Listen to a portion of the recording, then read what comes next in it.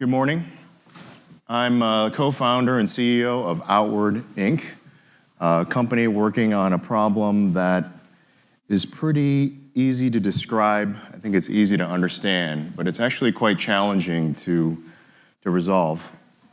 We've been focused on lifestyle brands in the home and decorative accessories industry because they have a particular need that is well suited for our technology.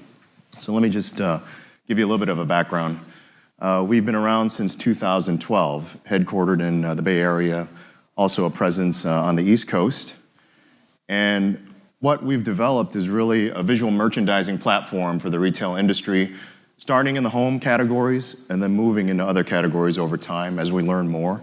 Because what we do is very leverageable from category to category once we have our kind of core areas taken care of. And so what it really is about bridging a visualization gap. So, the home industry in particular has this challenge of being able to make almost anything you can imagine, right? You build a couch, you can get any kind of fabric, any kind of color, any kind of pattern on it, any kind of piping, tufting, finish on the legs, nail heads, no nail heads. All of these are variations that can be built, but very few of them can actually be shown. So this is a bit of an important problem to resolve for our brands because obviously being able to see the product helps give you confidence to order it. And the way the technology evolved over time was we didn't push our brands to invest up front in what we were doing. We started off by actually replacing on a large scale existing photography. So if you think about the quality that we need to deliver, we're operating in a realm where it has to pass photo publishing requirements. So large scale, photoreal quality, covering every variation imaginable by the retailer. So I think this is pretty common sense. What are drivers inhibiting online conversion? It's important to be able to see the product if you're going to purchase it. So that's a key challenge for these brands that have this growing need to be able to deliver a customized product. And so we're all about bridging that gap. So what can be produced and what can be shown? That gap is pretty large now, and it's growing over time. And I'll give you a couple examples of what's happening in our industry. So I think most folks who work in home realize that in terms of production and fulfillment, mass customization is possible now.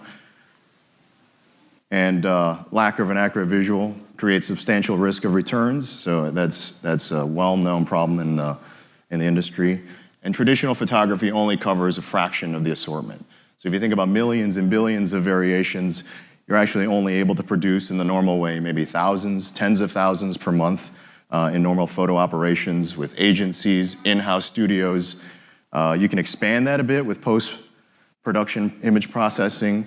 Adobe Scene 7 is a good example where they can take base imagery and expand the set by effectively photoshopping in different variations, but that's very limited.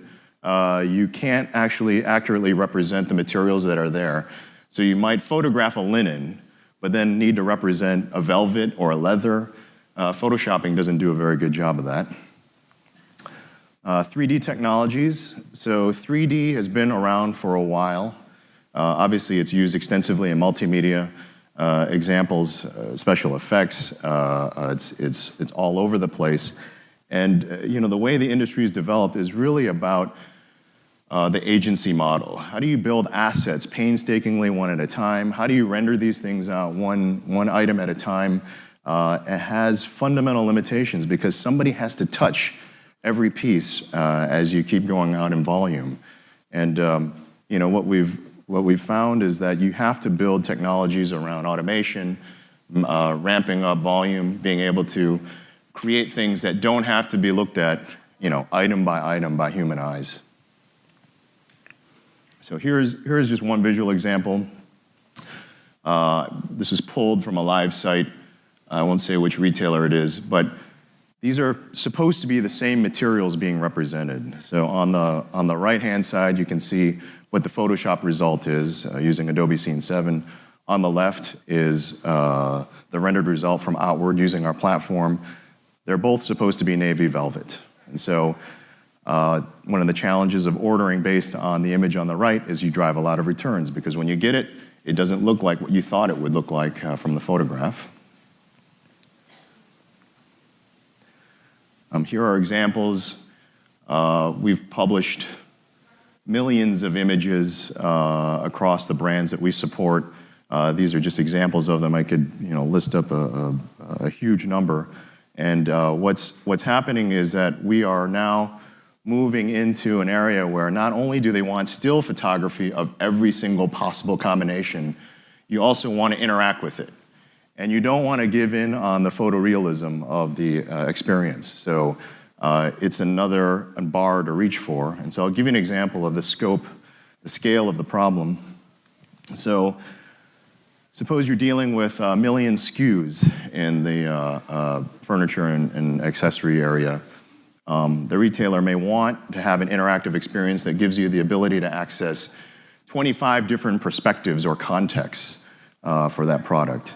You may want to be able to change out 10 different materials for it in 10 different colors. We could add patterns, we could add all sorts of features there, but I'm just giving a simple example.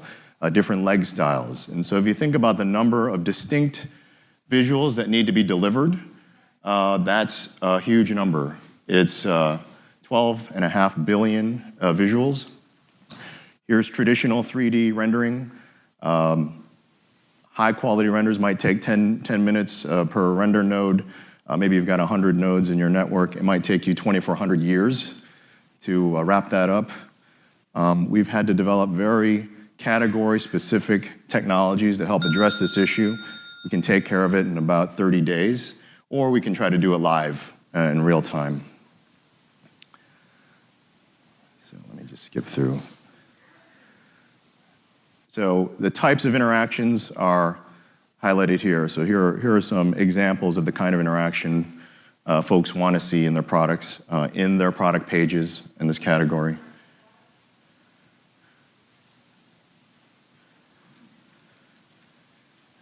Really being able to examine what's going on with the product, the texture, zooming in from every perspective, getting measurements off of the product in real time, being able to see different configurations of the product if it's a motion furniture piece. For example, this cabinet. And so if you look at these, for any given individual experience, it's true, you could hire an agency and make an experience like that. And so on a one-off basis, if you only need, hundreds or maybe thousands of these individual experiences to be developed, it's fine if you contract with an agency and have these built up.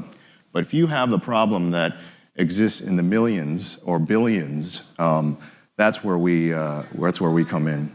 So of course, all of these technologies are leverageable into up-and-coming platforms. We are starting to experiment with virtual reality. Augmented reality is also an interesting one.